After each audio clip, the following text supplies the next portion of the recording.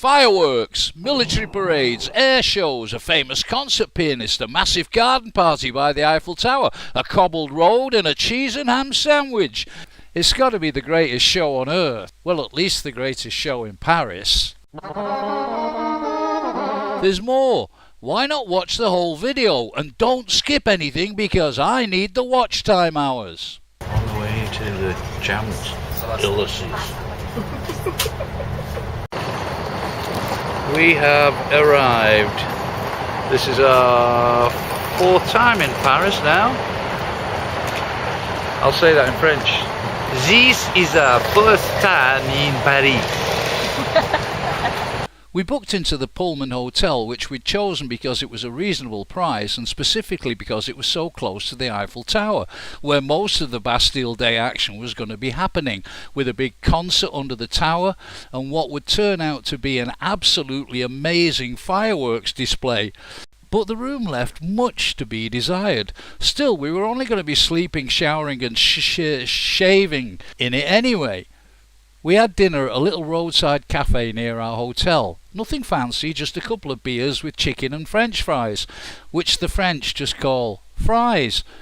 And we watched a newlywed couple trot by in a Cinderella-style coach, and I couldn't help but think at 12 midnight the coach will turn back into a pumpkin, and it won't be long before the handsome prince goes back to being just another slimy frog, no pun intended, whilst his wife reveals her true identity as the Wicked Witch of the West. But hey, that's just a fairy tale. In real life, we all live happily ever after, right?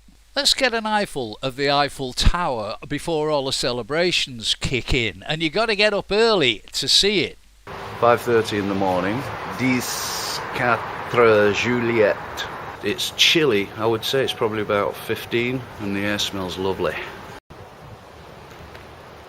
It looks a bit different at 5:45 in the morning. No thronging crowds. And just a few people who'd camped out by the tower overnight, probably to save money and find a good location for the free concert that evening. I like to get up early in the morning when we visit places. It's always the best way to enjoy the surroundings. None of those pesky tourists getting in the way. And Paris on a Sunday morning looks like a pandemic's wiped out the whole population. Of course, it wasn't going to be long before those pesky tourists and the whole of Paris and what seemed like the rest of France would be lining up along the Champs-Élysées to watch the oldest and largest regular military parade in Europe, which has been held every morning on Bastille Day since 1880.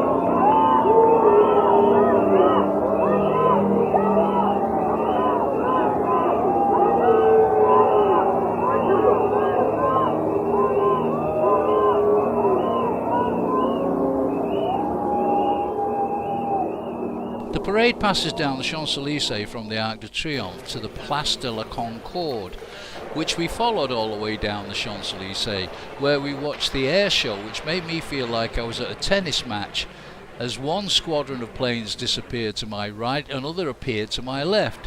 Then, with my neck feeling like I'd had a serious workout, we had a beer and a bite to eat in the gardens of the Louvre. Mina's now infamous hot dog and beer. Me, a ham and cheese toasty. And just after midday we headed back to the gardens in the Eiffel Tower, where, to our surprise, we could hardly see the garden for the thousands upon thousands of people covering it. But what made it so exciting for me was seeing the world-famous Chinese concert pianist Lang Lang rehearsing a very complicated 4-minute piece of music by French composer Maurice Ravel. And as his fingers danced over the keyboards like ants on amphetamine skating on ice, he took it all in his stride, looking relaxed, playful and even a little bored, not just sticking to the score but improvising along the way as if he was thinking, "Oh, come on, give me something I don't know." Clever little git.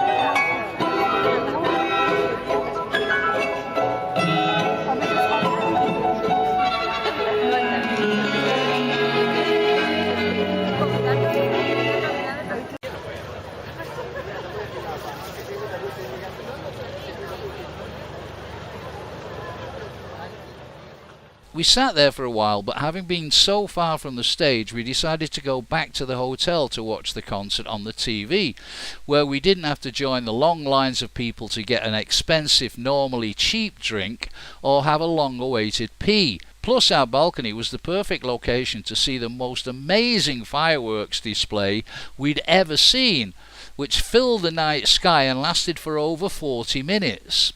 Warning: coming up there's going to be a lot of flashing lights and a very flashy fireworks display, so if you're photosensitive or suffer from epilepsy, I suggest you stop watching now. And thanks for watching this so far. Take care.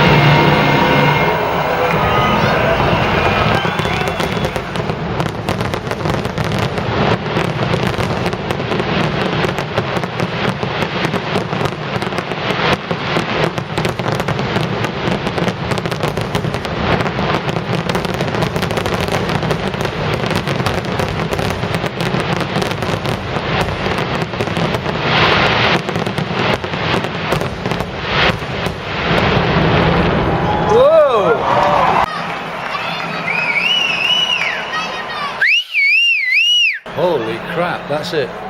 Well, that was pretty damned amazing. It was about 40 minutes of fireworks, which just kept getting crazier and crazier, and excellent.